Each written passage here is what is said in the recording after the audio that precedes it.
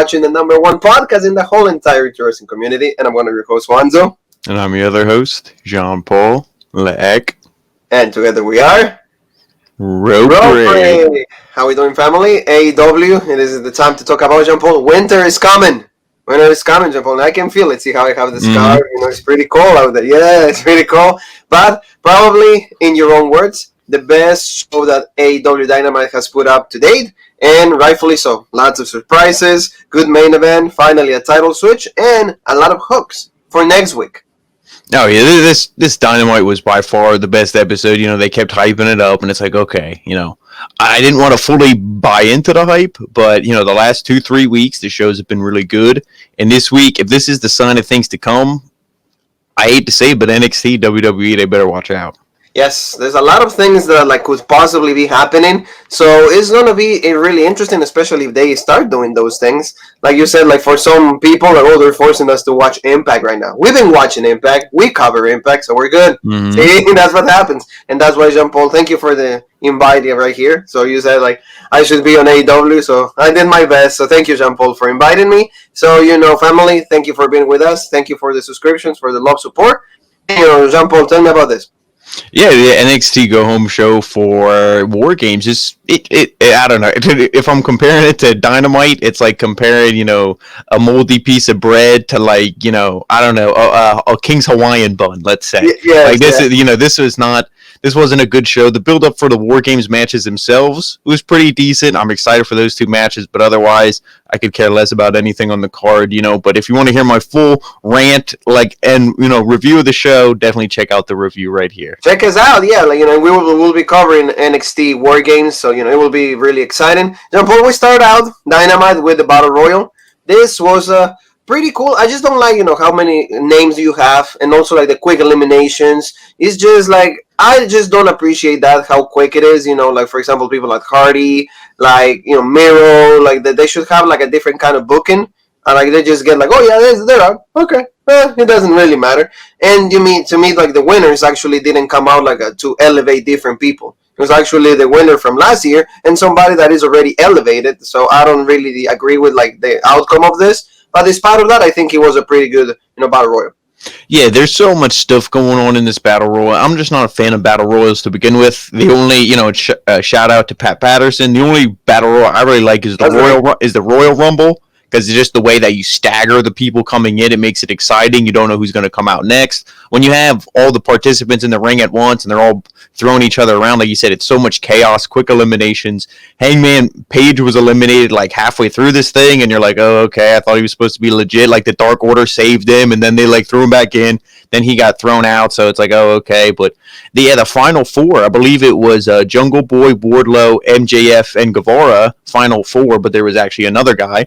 And, then Guevara gets knocked out, and I thought it was going to come down to him and MJF. If MJF was going to win it, should have been Guevara, because that's the feud. But Wardlow gets knocked out, Jungle Boy, all these guys. And then, Orange Cassidy, he wasn't actually eliminated. And then he comes back, so then they're going to have a match next week. But the whole thing, this is the only part of the show I didn't like. Normally I say Dynamite starts out hot. This, to me, at least, they started off with the worst thing, and then the rest of the show is fantastic. But what's the point of this ring? MJF, he didn't get anything by having this ring. It's literally just a ring. After he got it, the only thing that he did with it is make people kiss it, and that was it. Yeah, that's again. So if it's him and Orange Cassidy, okay, Orange Cassidy wins. So then what? He has to give the ring to Cassidy. Okay. I said, remember what we were talking about with Heritage Cup, talking about that NXT UK, Jean-Paul and myself, a little later in the day, but that should secure some kind of opportunity for you, don't you think? Is this okay, ring, all right, but give me down the line. Opportunity for a championship match, something like that, or you get advantage into a match, something that is going to let me care for later on, because you're going to carry that thing for the whole year. So I agree with you. I like how Miro, he looked decent finally. He got Miro looked good, and when he had the stare down with, I believe it was Wardlow. Yeah. That was really good. Some guys look good, but it's just in a Battle Royal. It's it is what is. Matt Sydal, I'm a big fan of. He was in there look better than his first Battle Royal appearance and stuff. But it's just too confusing. I would have rather seen something else, or maybe only have it be 10 guys, so then they can kind of be in there a little bit longer. But yes, because like you said, even Matt Hardy was out, Private Party was right there, together. Like, that's why, like, the Buckshot Lariat, he did it on one of the guys of the Private Party. Also, like, Jungle Boy, like, I like how, like, MJF eliminated both Guevara and also Jungle Boy, both of them, and then he's like, "Oh, sorry, man," because you see the tension that they will play later on. At the end, like you said, MJF and Orange Cassidy, they had the stare down. Orange Cassidy did like the Superman punch or the Orange punch, so like both like to Wardlow and MJF and eliminating Wardlow. So we'll see what happens on that. Like I said, I'm not really up for this because I feel like Orange Cassidy, he shot up from like bullshit to he hit his peak, and now he's going back down. I feel like the excitement behind him is already fading away just because of how legit everything else has stepped up. He's still at like the same level. Yes, and again, because he hasn't won any gold. At that point, you can be so hot at some point, but that needs to translate into gold. If you don't win that, then it's like, well, he's cool, but and also I think his gimmick, like if he has he has the belt, it's like, oh, you're gonna cut a promo, weenies, like that's your promo. You know what I mean? So it's like, yeah, to me that he would never be a legit champion. If I was I would never put gold on him, but that's just me. Yeah, like you said, at the end of this thing, MJF, Orange Cassidy, they're gonna be fighting next week. So we'll see what happens on that, Jean Paul. Really interesting opening of Dynamite. Now we're gonna go to Le Champion. Chris Jericho against Kazarian. This was a good match, for two old guys. I gotta admit, pretty old guys, but they were able to put a pretty decent match. Kazarian has always been flawless in the ring. Really good wrestler, knows what he's doing. He takes you to the match that he wants to give you. And Jericho, he's able to adapt to anybody. So that was cool. I like this. I really like how commentary was putting over Kazarian. They say like he is a pinfall over Kazuchika Okada, and they're just saying how good he is. And I agree with you what you said 100%. This guy, like I can't tell you a bad match that I've seen of his. Now I haven't seen many of his matches. Most of them have come here on AEW, but I have seen a couple in Impact or TNA, back in the day. But this is this guy's, like you said, never a bad match, and he's severely underrated. Yes. For getting a singles push. Tag guy, obviously, they were tag champs and everything, but, singles push, I think he deserves it. And actually, with all the confusion that went down in this match, because we had everybody come out, the commercial breaks, you had the Inner Circle was, beating him up, and then who I think it was Ortiz or Santana. Yeah, he had like the loaded sock, and he was like gonna hit him, and then they're like, don't, because Le Champion will get disqualified when he had him in the Boston Crab. So he was coming back from all this, just all the struggles and all this, handicap. And then the rest of the Inner Circle came out, and I'm like, this would have been perfect for Kazarian to get the win, but just for the distraction, especially with what happened afterwards. The win, it would have made it even more special. Yeah, because, again, and this is just me not liking the guy, but you give Orange Cassidy 2 wins over Jericho, you can't give Kazarian 1. And especially because if you really think in the big scheme of things, it doesn't mean anything. It's a win that makes Kazarian look good, but in the end, it's not going to affect. Oh yeah, and if Jericho beats Kazarian, everybody's like, okay. Well, nobody cares, yeah. Especially the way, because everything that you're describing just like ended up like with Jericho hitting the Judas effect in the worst fashion possible. Like Kazarian just walks right into it. Even commentary says, "Whoa, we just walked right into it." Yeah. Like what is the point of this? And like it doesn't even seem powerful. He just put his elbow like this, and Jean Paul ran into me, and that's it. 1, 2, 3. It doesn't make any sense. Kazarian, the only thing that the guy needed is learn how to cut a promo, learn how to be more intense. It would have been, world champion. Definitely another Billy Gunn kind of case. But in the end, like the tension of the Inner Circle has been shown. Jericho's all celebrating. But in the end, you see like how like Sammy Guevara, MJF, they're all fighting. Wardlow with like JK. And like we should explain that's because MJF came when he had him in the Boston Crab. How when this thing really started to break down before the Judas effect, MJF had the white towel going to throw it in. Sammy grabbed it, and when Jericho looked, he saw Sammy had it. He's like, "Oh, Sammy, why were you going to throw in the towel for me?" He's like, "No, it was MJF." And then obviously he won, and everybody's fighting. And then like you said, Jericho says, "You know what? 7 days you assholes have. Think about this. Next week we either get along." Or the Inner Circle's done forever. Yes. And that's badass because you have way too many people. This is like NWO. Way too many people in it. Sammy Guevara is ready for a singles run. Get Proud and Powerful back together. Get them as a tag team in the tag division. Wardlow and Jake Hager need to go out. Everybody needs to branch off. It is, yeah. It is just, and especially because the group is not doing anything. regardless, like hanging out, get some juice, Yeah, with like yeah, Conan.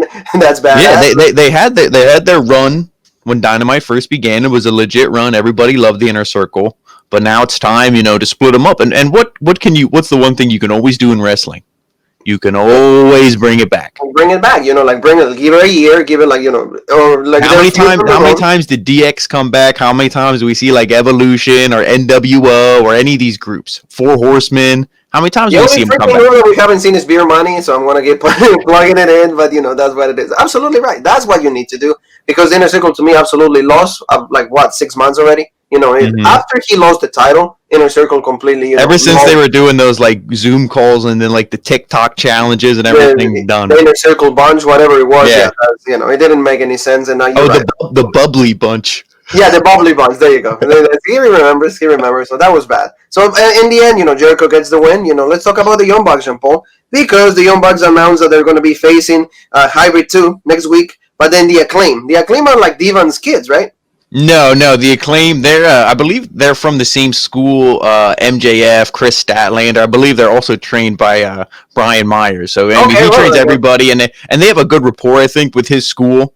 Because Mark Sterling, who was MJF's lawyer or attorney during all that, MJF for, Moxley thing, he was from that school as well. So obviously they have a good rapport with him. And especially now, being with Impact, he's with Impact. So I think they're going to have a lot of his students. And I mean, I like this promo they cut. They did like a rap battle making fun of the Young Bucks book. They're like, why do you two guys look like you have boners and you're staring at each other's crotches? Because if you look at the cover of the book, they're literally looking down. You would think that there's a chick down there blowing both of them. but I guess we hear from the Acclaim there's no chick. They're just admiring each other. They're admiring each other's butt. I guess so. This was good, but it's going to be a thing. Okay, they'll beat the Hybrid 2. Okay, whatever. Then they'll probably have a feud with these guys, but they're not going to lose. They're going to have the belts for a long time. I want to tell you on that. Okay, but like, don't you think that they should have a pretty decent team to go against? You cool that you're elevating these guys, but shouldn't you have for pay-per-view or for like the main feuds have like a main team, This is the one thing now, and we can get into later on with the whole craziness with like Impact and all this other stuff going on. But for just basing it off right now, how many other legit teams you were like trying to build up? Private Party, the Lucha Bros, Jurassic Express, SCU again. I mean, you have all these different teams. And then you got Top Flight, now you have Death Triangle, you have all, you keep adding more and more teams, but like, not everybody's going to challenge for the belt. As soon it's going to be too many cooks in the kitchen.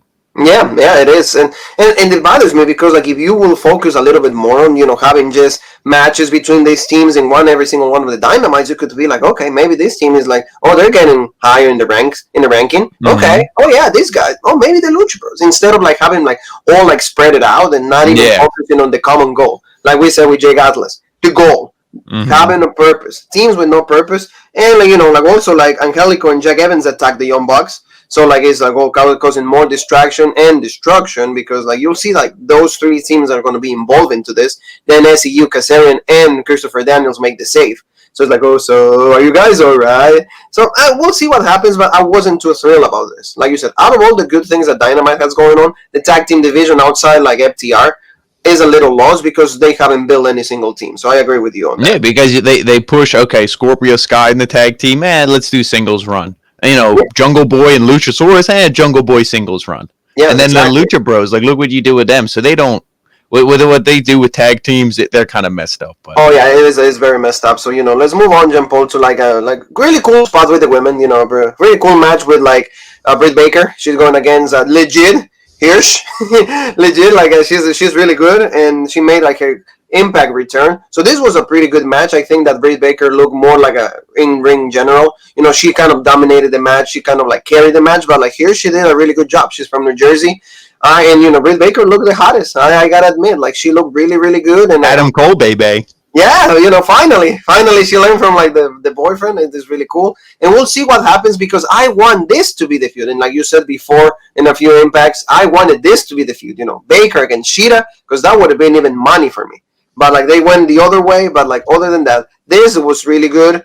And like Hirsch, we'll see what happens with her. I mean, she doesn't look like kind of like a wrestler per se, because her in gear is more like kind of like an MMA, kind of like going those routes. But I enjoyed this despite everything. Yeah, I think you can obviously change somebody's look. Yeah, legit Layla Hirsch, so she much watch rope break, because everything's legit. But Yeah, yeah. I like her. She kind of reminds me, like I said, the female version of what's his name from the Dark Order, John Silver. They're Yes. just like really short but extremely powerful. I love Yeah. but you can tell she's green, but the talent's there. She's not like somebody like like a Sable Tori Wilson. Like, what the fuck am I watching? Like, no, she's good, and that she will only get better. But I agree, Britt Baker's so legit, and I love just the promo before this match. She's like, "Why am I going against this asshole? I'm the head bitch or the bad bitch or whatever she called herself." Yes. And it was really good, just her attitude. And the promos Yes. are so good. Like, you look at her first promo she cut, and it's like, and then the promo now, it's like it's so legit. Robert, yeah, Yeah, like we were like exactly. our I first mean, promos, yeah. Now we're legit, yeah. yeah, No, but I mean, this was good, and she's obviously the right winner. But I complain about it all the time. Is every match doesn't need to end in a beatdown. Yeah. We saw that a couple times. Yeah. On tonight's show, we see it a couple Yeah. times on every show. After the match was over, you had Thunder Rosa come down, and she beat up the winner, Britt Baker. Like we said, that's the feud. And I think this should be a number one contenders thing for her Karushita. Then you can have Thunder Rosa challenge, because Abaddon's not going to win. Abaddon I could see being a champ at some point, but not right now. No, it's just, yeah, but I like the whole thing. The only thing I just gotta mention, I don't know why you thought about this, but like she didn't use the glove anymore. Now she used the bare hand when she did the mandible close. So I'm like, okay, we're done with the restrictions. Maybe I don't know what's going on with that, but I'm really excited to see Thunder Rosa on AEW. It seems to me that she's going to stay with them. Because there were a lot of reports. Remember, all in NXT, maybe main roster on WWE, maybe Impact. Not too much Impact. Although the division of knockouts is pretty good, but I mean, maybe she'll be doing all three. Maybe she'll be doing Impact, a little bit of NWA, a little bit of AEW. Yeah, what we saw later on in the show, who knows? yes, it could be. I don't know. What we saw later on opened the doors for so many wrestlers to kind of do different things, and that's good because that's the only way they can dethrone Vince McMahon and everybody else on the other side. So absolutely right. So Thunder Rosa, Britt Baker, like you said, I want this, like you said, number one contender. If they don't do that, they're missing out because it's a pretty good feud. RS is pretty good. I'm really excited about that. Britt Baker ends in the win in the engine pool. So let's go to like tag team match, and that is going to be Cody and also Darby Allin going against Ricky Starks and Powerhouse Hobbs. He changed his name. This was a pretty decent match. I don't like the winner though. I think that don't you have to have the heel and get in the win because that makes the heels look stronger? No, of course they're gonna actually they always go the opposite of way of WWE. The champs never lose, so Darby Allin and Cody Rhodes got the win. And I don't like this because I think that the Taz team, like all of them, the group needs to be portrayed a little bit better. More wins, give me more so I can think that they're like the most important staple in AEW. It didn't happen this way. How did you see it? Yeah, I saw it 100% the same way. And as I was watching the match, that's how I thought it was going to go. Darby Allin, well, the babyfaces dominated early on, but then the majority of the match, they pretty much isolated Darby Allin, and he couldn't make the tag. At the end of the thing, he makes the tag to Cody. Obviously, Cody comes in, he's the fresh man, he starts cleaning house, and I thought, okay, if the heels are going to win, Cody probably booked it that he's going to get the pin, so he looks legit. Or if the heels are, if the faces are going to win, Cody was going to get the pin. But if the heels were going to win, I'm like, they'll pin Cody and protect Darby. But they actually went, I guess, the most legit way. If the baby faces were going to win, he makes the tag to Cody after he did the Cody cutter to Ricky Starks. He comes in, coffin drop, 1, 2, 3. But no, I think the heel should have won. You could have even had when Darby Allin was up on the top. You could have had Taz knock him off. Something. Yeah, and then he falls, and then Ricky Starks covers him up. 1, 2, 3. It could have been a way that the baby faces were clearly gonna win, but it's that goddamn Taz, we'll get him next time kind of deal, and the feud continues.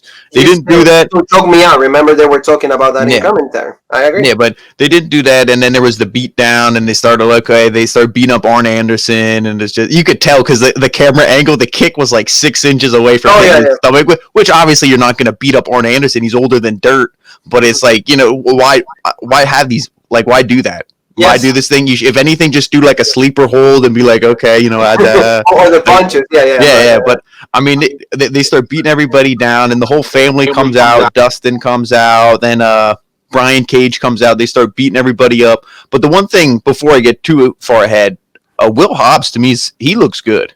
Oh, he's gonna be great. He's gonna be great. But on those lines, Have them win. Yeah, that's what I'm saying. That's I was like, I was like, I can't believe the heels didn't win this thing to keep this feud going. But all this bullshit, all this like, what were they doing, was completely forgotten with what we saw because the beatdowns happening. Off. Yep, the lights go off. Think it's the Undertaker because he already left WWE. No, the other,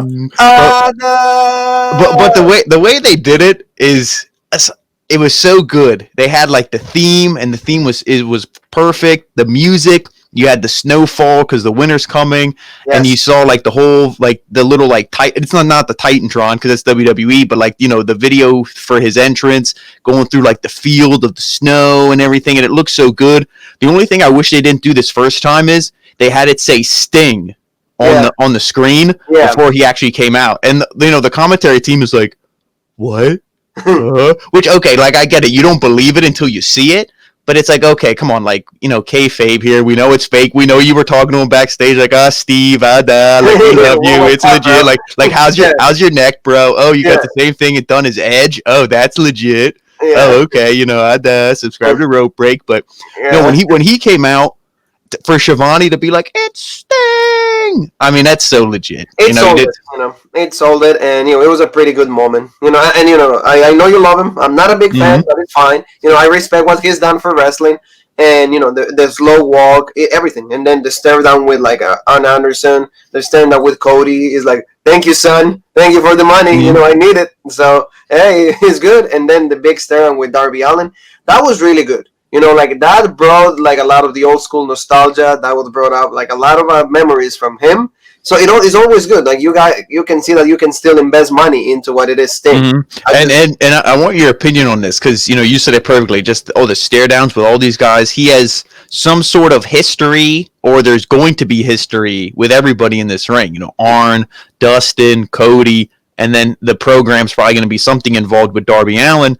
But this was really good, and this is how you debut someone. This doesn't have to be a legend that everybody except you loves. But you just bring. This is how you debut people. Anybody. When you have Brian Cage, somebody, you have the entrance. You have people actually give a shit, not be like, oh yeah, here's so and so from New Japan, and we're like, oh okay. Give them the legit entrance. Let them have that moment. Where that's how you do a debut, whether it's a legend or whether it's somebody, brand new, to the wrestling fans. But this was fantastic. The only thing that I worry about is how good is the neck? How good is he? And now, obviously, at his age, you're not going to be like, oh, can you wrestle 500 matches for us? No. He's probably going to wrestle maybe, I don't know. I really can't even say. The main pay-per-views, I think. Yeah. Even if maybe he's just like maybe a trainer for Darby Allin, something like a manager, or like maybe he becomes like a enforcer on him, or AEW, maybe like the authority figure, something like that. I don't see him wrestling a lot of times, and I hope not. And or like I don't see him winning the AEW championship. That would be bullshit. But I mean, we'll see. He's there. So and the only thing, like you said, many hooks, because they said next week, we're gonna hear from the icon. So we'll see. Imagine that, like they could actually have, like the home like championship, because you have all these old fucks. Now you have like Arn Anderson, you have this Nate Roberts, you have Valentine, you have all these guys. So and then you have the Stinger now. They should have a tournament. He was the best of them all. What for the last cup of prune juice at the old folks' home, or like what the hell are they fighting for? The old folk championship. Yeah, exactly. But no, this, and they even said with Sting, oh, this is the first time on TNT in 18 years, and it's like 18 years ago he was already a veteran. You know what I mean? So it's like you got to think. Yeah, but it's cool to see, you always mentioned the things full circle. Finally, he's back. Stinger is legit. Right there. But of course, photoshopped hairline in that picture. As soon as he debuted, of course, like they have the merch and everything. And well, that's all right. I'll buy the shirt. That's all right. Yeah. Not for $25 though. I'm waiting for his sales. Legit. And the only thing is like what you mentioned, off camera, like they announced, oh, he signed a multi-year. No, don't say that. Don't take the mystique away. Yeah, exactly. Like, he's here, okay. Imagine if when the Undertaker returned, it's like, oh yeah, the Undertaker signed a 3-year deal. Like if like Michael Cole said that.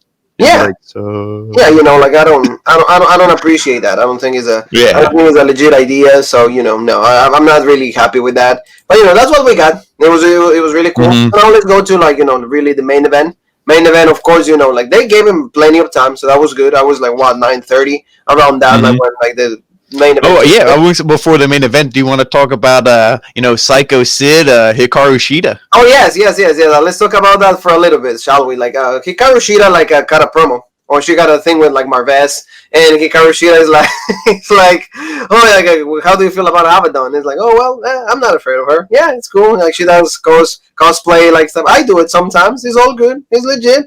And then she goes like, she hears something in the background, like a. Just like some kind of noise, kind of noise. I thought the Fiend was coming out with Alexa Bliss, but I'm like, no, wrong show. It's all good. And then she's like, can we do this again? In my Jim Ross channeling that. Oh, we're live, pal. And then, well, I gotta go. Bye. and then she leaves. So I don't know. I just don't like to see her like portray as dumb or like afraid of somebody, especially like you said, if she's gonna win, because Abaddon is not gonna get the championship. So because she was in street clothes too. She looked like a bum. If she would have been like all geared up with her like sword and shit, and she would have like pulled the sword and been like, what's going on, and been more like, on guard and more badass, then it's like, okay. But yeah, she looked like a goof. So yeah, it wasn't too good. I mean, we're looking for the match though, because I like how like the last week when you mentioned in the review, like she licked the championship, and then there was a video of her kind of like wiping up that. Like, can I get like some more like like the cleaner, like sanitizer? Like, Kenny Omega, can I get some Kenny Omega here? And then he showed up like, oh hey, you need me? I'm like, okay, I'll show you how to wipe. Good stuff, Jean Paul. And there you go, Omega Moxley. Yes, now here we are back there again. You go. Finally, take two. AEW World Heavyweight Championship on the line. Kenny Omega against Jon Moxley. Pretty good main event. Like I said, long. So like they treated it as such, as the main event and as a match worthy of the AEW World Heavyweight Championship. I enjoy even like the promo that he cut beforehand, before the match. He mentioned like I had to like beat all these people out, and I'm gonna just like try to do the same. I'm at the best of I'm at my prime. And, Omega doesn't have a chance with me. And, he went bananas, like you said, at the end of the promo. That kind of might remember in Pat Patterson. Hey, a lot of wrestlers were influenced by him, especially the WWE guys. Like, he took care of all of them. He made help with the characters. Like, he was right there in the production. Not maybe, like 4 or 5 years ago, he was still there. So, like, it's, I think that, like, Moxley did a good job on that. Omega, the entrance is good. It can be goofy at times. I'm not too thrilled about that, but like the match itself, it was really, really good. I enjoy every single thing because, like, again, it looked to me like a main event. Yeah, we also had Don Callis on commentary, which that played a big role later on in this match. But this, like you said, it was really good. You gave it enough time, and they went at each other. This was really good. There was only really one spot I didn't like, and it kind of happened halfway through the match. But, just even early on, just beating the hell out of each other. I like how the ref was a little more lenient. They're on the outside. They're throwing each other into the barricade and doing this stuff. It really felt like I was watching now Moxley's nowhere near as good, but it felt like I was watching Kazuchika Okada and Omega match, because just they fight on the outside. In Japan, they have 20 seconds to get back in the ring, so you can fight a lot longer on the outside. So that's kind of how this felt, and it was just really just the intensity. Oh yeah. And this was good, but just like kind of skipping ahead a little bit, the only spot I didn't like is Moxley hits the paradigm shift, and Jim Ross was like, "That's it, cover him," because I think Omega was doing like a springboard, and he jumped in, and then Moxley caught him. Boom, paradigm shift. Legit spot, and it's like that would have been the spot to end it, but like they said, Moxley was thinking about everything that Kenny Omega attacked him. Kenny Omega's like, my dad could kick your dad's ass, your dad's a fucking pussy, and all this stuff, and that's like Moxley's hero. So he took offense to this. He set up the chairs, and I like how they all thought he was gonna just like whack Omega with a chair. They're like, no, you're gonna get disqualified. And then Don Callis was like, well, that's the way he wants to win this, because he can't beat Omega clean. So obviously Callis was in Omega's corner.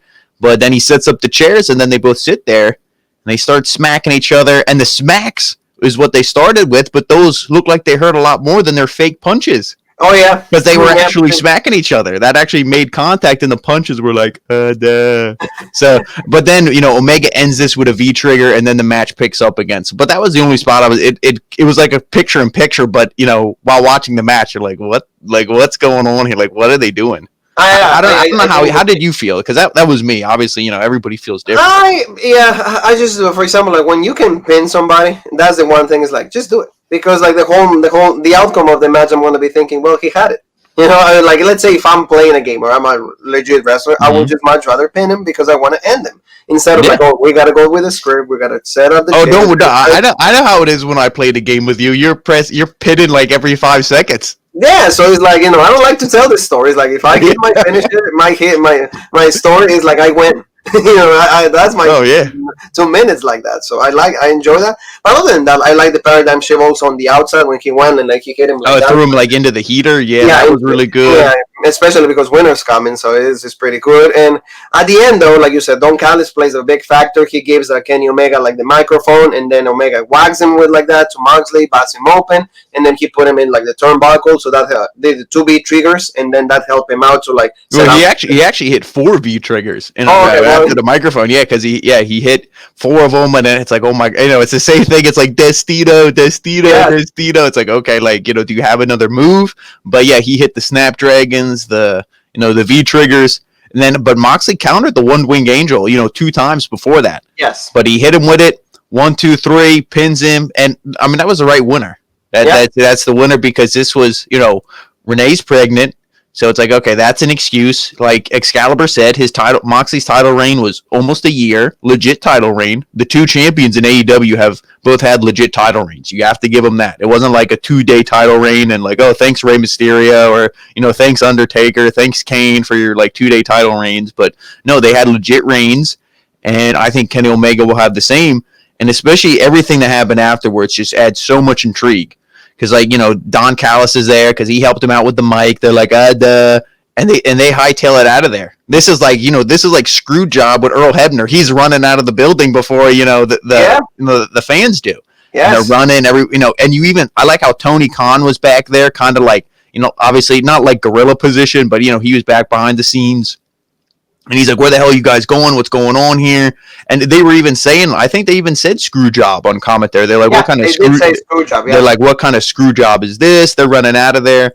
And, Alex Marvez is just, I don't know, he's just standing near the car that they're going to leave. I don't know how he knows that it's their car, but, I mean, kayfabe, obviously. But he's just standing there in the parking lot like a moron. And he's like, oh, where are you guys going? What's going on here? But he actually had a little bit of emotion in his voice, so he's learning. He's learning human emotion. He's learning to be a good, he's learning, to act like a human being, to have emotion. But so that was cool. And then Don Callis, Kenny Omega gets in the car. Callis is like, we'll tell you on Tuesday. And he didn't even sell that their show on YouTube. He wasn't even like, oh, you mean AEW Dark? He didn't even sell their YouTube show. He's just like. Yeah. Oh, he's like, Impact. Oh, yeah, Impact. He's like, oh, Dynamite is on Wednesdays. And he's like, no, tune into Access TV, Impact. And then you'll see us there. So that obviously blew the whole wrestling, world is a buzz right now. Cross promotion, obviously with NWA, but they weren't big. They didn't have the TV deal. They didn't have, as much, clout, as much sway, as much power as Impact. Now you're working with them. They obviously work with a lot of the indies, like I said, the Creative Pro guys like MJF, Statlander, The Acclaim, all these guys. So they work with indies. They work with Impact. They work with NWA, AEW. You got 5 of these groups coming together. WWE's probably a little bit. They're probably sweating a little bit now. It had opened, the umbrella of things. It had made everything a lot more interesting, and like I said, the amount of matchups, the amount of help, if they're actually gonna team up, like legit team up, like Alliance for against the WWE, like Triple H, Shawn Michaels, Vince, they all. Well, yeah, you could easily do something. You could easily do something like back in the territory days. You could have Kenny Omega show up on Impact and be like, oh yeah, but like let's say behind the scenes, oh, can we have Omega for like 5 weeks? Okay, yeah, that's cool. You give him Omega, and then he shows up there. He wrestles a couple guys, maybe has a title defense against like a Sami Callihan, or like, oh, who's better, me or Rich Swann? You do champion versus champion. No belts on the line. No belt on the line. Yeah. You do something like that, legit. But I wish, and this goes now back to the Sting thing, is I wish they weren't like, oh, he signed a contract with us, like, oh, he's AEW, he's all elite. Because this could have been something where Sting is maybe like, oh, okay, you think he's legit, but then he's with this Don Callis group too, because he's an old TNA guy. So, that could be where his alliance, leads if they want to do something like an invasion. Like you have TNA try to beat AEW, because TNA could come in and be like, no, we're the ones who are going to take down, WWE. We were the ones who are going to be the second option, not you. We wanted to change the world. Who do you think you guys are? Nobody respects us, but everybody loves you, even though you guys are brand new. So, you could really play something like that. It could be like Easy Biscuit. It could be like James Storm, because James Storm, he said, I haven't signed with Impact. I'm helping out, but I don't have a exclusive contract with them. So no, that's what I mean. It's like I can be whatever, whenever, with whoever. So that's something that they should have done with Sting. But I mean, it just. But the Sting came back. Are we going to see Sting and Flair one more time? I think maybe Flair. Soon. That Ric Flair at some point he's gonna show up on AEW. I mean, Vince is after this he's dumb enough to let him go. We'll see that the night after. So it could be for another time. But other than that, what a great show. Kenny Omega is our brand new AEW World Heavyweight Champion. That's absolutely outstanding. The right guy. We've mentioned this for weeks because Jon Moxley went through so many guys. Kenny was not the guy that he was going to go through. So that's important. And I feel that now AEW has, like you said, if they don't break 1 million after this, I don't know how they could do that. I don't know who they need to bring in. I don't know what they need to do. But the cross promotion between, these two is going to make Tuesdays and Wednesdays even better than the shows in WWE. Yeah, and now people, maybe not this week, but definitely next week, because Sting is going to speak. But even this week, though, with not even knowing Sting was going to be on the show, just you saw all these matchups, you saw everything that was going to be legit. They were hyping up the show, saying it's pretty much like a pay-per-view on TV. This is going to be the best, the biggest Dynamite ever. I would be surprised if this, 1 million next week, but this week. Yeah, it's got to be 900,000 plus. Yeah, because especially NXT, not really being able to give us big names, besides the girls, the girls I always tell you, and the Undisputed Era is decent, like you said, besides the War Games matches, everything else in the card is kind of crappy. So we'll see what happens with the numbers, but really, really excited for what's to come. Yes. Finally the wrestling minds are putting together. It's why don't instead of being, away from each other, we're still helping out. Put all differences aside, like you said, Kenny Omega on Impact, maybe Rich Swann or on AEW, things like that. Yeah, you could even do something where it's Kenny Omega says my belt is the best, I'm the best champion in the world, blah blah blah. Boom, Nick Aldis comes out. You want to talk about tradition, the best belt, the 10 pounds of gold right here, and then they have a match. The three champions going this. Or even Rich Swann, yeah, they all hold up the belts. Yeah, that was, how badass would that be? And then WWE's so we're gonna bring back Brock Lesnar. Yeah, we gotta Roman is our champion, have that crap, that's how it is. Head of the table. Head of the table with no food, because they're gonna be stealing all that food, and then he's gonna become a bomb. But anyway, Jean-Paul, thank you so much, family, for everything that you do for us. This is the AEW review. Don't forget to check us out. Hit that subscribe button, the bell for all notifications. We're always putting content. Today, don't forget, NXT UK. We're going to be talking about that, and maybe they bring Walter. And then, I'm the champion, and another one. So we need that. So, tell everybody, please, where they can find us in the social media world. Well, you can find us on Rope Break on Facebook, OG Rope Break on Twitter, Original Rope Break on Instagram, and, of course, the Original Rope Break right here on YouTube. For the home of everything, the great content on Lucha and also on soccer. So, Jean-Paul, you and me have one more thing that is left to say, and that is...